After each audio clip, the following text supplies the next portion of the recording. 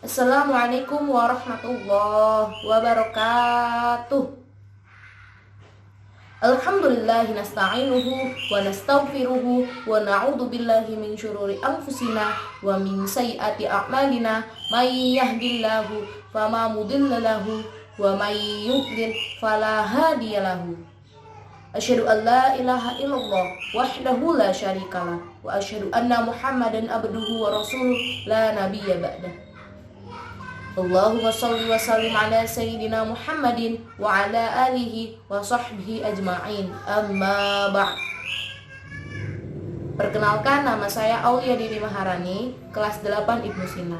Saya akan menceritakan sekilas kisah kelahiran Nabi Muhammad SAW. Menjelang kelahiran Nabi Muhammad SAW, yang tepatnya hari Senin, tanggal 12 Rabiul Awal tahun Gajah, hiduplah seorang raja yang bernama Raja Abraha. Pada saat itu, Raja Abraha terkenal dengan raja yang sangat kaya pada saat itu di kota Mekah. Sampai-sampai dia membangun tempat ibadah atau gereja yang terbuat dari emas dan juga didesain sangat megah. Dan pada saat itu terdapat Ka'bah yang sering dikunjungi atau ramai dikunjungi oleh penduduk Mekah. Raja Abraha pun bertanya-tanya, mengapa Ka'bah itu sering atau ramai dikunjungi oleh penduduk Mekah, sedangkan gerejaku yang sudah didesain megah dan juga terbuat dari emas sedikit sekali. Semakin hari, semakin berjalannya waktu, Ka'bah semakin ramai dikunjungi oleh penduduk Mekah, dan semakin waktu berjalan, gereja yang dibuat oleh Raja Abraha semakin sedikit pengunjungnya. Oleh sebab itu langsung timbul rasa iri, rasa benci, rasa dendam, ingin menghancurkan Ka'bah supaya penduduk Mekah tidak ada tempat ibadah selain gereja tersebut. Nah, sampailah berita itu ke telinganya kakek baginda Nabi Muhammad SAW yang bernama Abdul Muthalib. Dia setelah mendengar kisah atau mendengar berita itu langsung sedih, bimbang, pokoknya udah berserah diri, udah lillahi ta'ala. Dan dia berdoa kepada Allah Subhanahu wa ta'ala, ya Allah, ini adalah rumahmu, kami adalah pelayanmu, hanya kepadamu lah kami berlindung. Nah, Allah Subhanahu wa ta'ala mendengar doa yang dipanjatkan oleh kakek baginda Nabi Muhammad SAW, yaitu Abdul Muthalib. Nah, semakin hari, semakin berjalannya waktu, semakin dekat hari penghancuran Ka'bah. Dan pada saat sudah tiba, Abdul Muthalib tidur di dalam Ka'bahnya itu, keluar dari Ka'bah menuju ke depan tentara Raja Abraha. Dan di situ juga tentara gajah Raja Abraha yang jumlahnya banyak mulai berdatangan dan berbaris di depan Ka'bah, seperti sudah niat banget menghancurkan Ka'bah. Pada saat itu Abdul Muthalib semakin sedih, semakin udah kayak, ya Allah, ini rumahmu, aku adalah pelayanmu, kayak udah benar-benar pasrah. Dan pada saat itu Allah Subhanahu wa ta'ala memberikan kejutan kepada Abdul Muthalib dan juga tentara gajah Raja Abraha. Allah mengutus burung yang berbondong-bondong membawa batu bara yang terbakar dan berasal dari neraka. Kita nggak tahu dari neraka Jahim, Jahanam, Hawiyah, dan neraka-neraka lainnya. Kita nggak tahu, pokoknya dari neraka. Kenapa saya ngomongnya burung berbondong-bondong? Karena kalau zaman sekarang kan burung ababil, para ngomongnya burung ababil, karena ababil diartikan dalam bahasa Indonesia artinya adalah berbondong-bondong. Jadi ababil itu bukan jenis burung yang dikirim oleh Allah untuk menghancurkan tentara gajah Raja Abraha, bukan. Tapi burung ababil itu kayak sebutan untuk burung yang berbondong-bondong. Nah, pada saat Raja Abraha benar-benar kaget, apa itu? Burungnya banyak sekali, membawa batu bara yang amat panas. Dan pada saat udahlah, langsung maju. Pada saat mau maju, ada sebagian gajah yang ngamuk. Dia pengen pergi karena saking takut menghancurkan rumah Allah. Tapi apalah daya gajah yang sudah diperbudak oleh manusia. Akhirnya dia ikut perang, dan akhirnya pada saat burung berbondong-bondong atau burung ababil melepaskan cengkeram batu panas yang dari neraka itu menjatuhi tentara-tentara Raja Abraha, akhirnya gajah itu kena. Padahal dia nggak mau. Nah, udah wallahu alam. Dan setelah kejadian itu, tentara gajah yang dipimpin oleh Raja Abraha seperti daun yang dimakan ulat.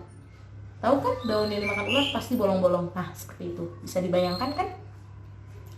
Dan pada saat pengen tiba waktu malam, tiba-tiba bumi bergetar.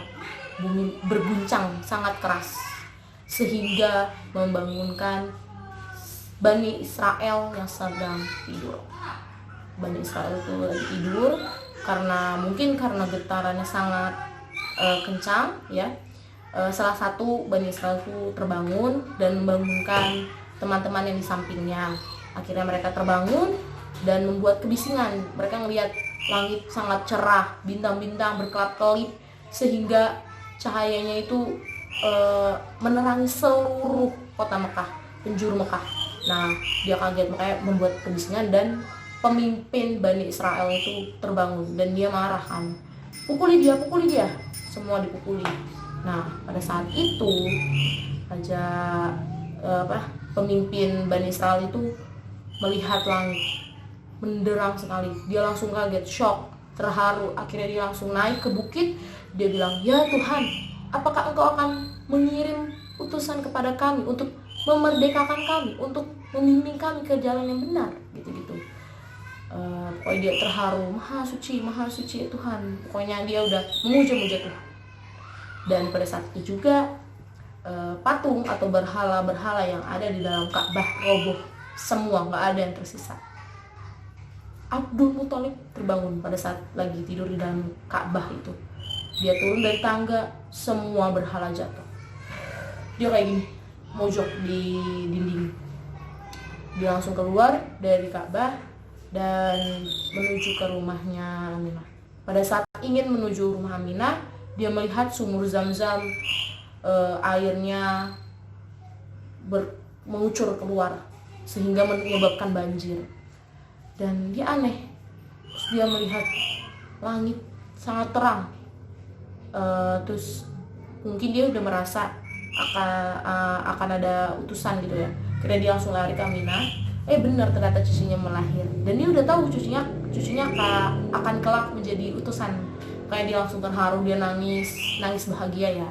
Terus Aminah juga kayak gitu, terharu, menangis.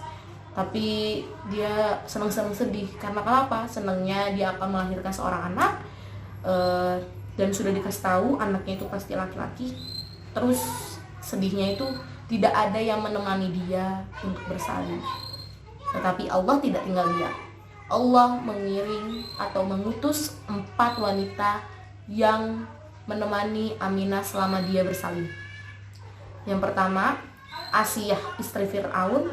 Yang kedua, Sarah istri Nabi Ibrahim. Yang ketiga, Maryam binti Imran. Dan yang keempat adalah Hawa istri Nabi Adam. Nah, beliau berempat ini menemani Aminah selama bersalin. Dan pada saat Nabi Muhammad sudah lahir ke dunia, Abdul Muthalib mengadakan akikahan. Jadi semua penduduk Mekah dikumpulkan makan ya, kayak pesta tapi bukan pesta, akikahan ya. Jadi makan gratis gitu. Pada saat sudah selesai makan tersebut, Abdul Muthalib membawa Nabi Muhammad SAW ke Hajar Aswad. Jadi tangan dia ditempelkan ke batu Hajar Aswad. Terus ini kan nabinya ditempelkan ke keningnya Nabi Muhammad. Nah, terus kayak dibaca doa, terus dicium. Nah, habis itu dia langsung naik ke batu yang pernah naiki oleh Nabi Ibrahim. Nah, pada saat sudah naik di situ, dia mengangkat tinggi-tinggi Nabi Muhammad ke langit. Nah, dia memberi namanya Muhammad katanya. Terus orang-orang yang di sekitarnya tuh yang banyakan itu kaget. Kenapa kamu memberi namanya Muhammad? Nama itu tidak sesuai dengan nama-nama yang diberikan oleh berhala-berhala kami, katanya gitu. Dan pada saat itu Abdul Muthalib bingung dia mau ngomong gimana kan. Terus mereka pada mau kenapa gitu kan, kenapa ngasihnya namanya kayak gini, nggak sesuai dengan berhala gitu ya. Terus Abu Thalib itu pamannya berusaha melerai pertengkaran tersebut, dan akhirnya Abdul Muthalib angkat bicara. Dia menjelaskan dan akhirnya mereka menerimanya sepenuh hati, dan akhirnya mereka menyambut kedatangan Rasul Allah Subhanahu wa taala dengan melambai-lambaikan pedang dan juga bersalawat ketika sudahan gitu. Nah, setelah itu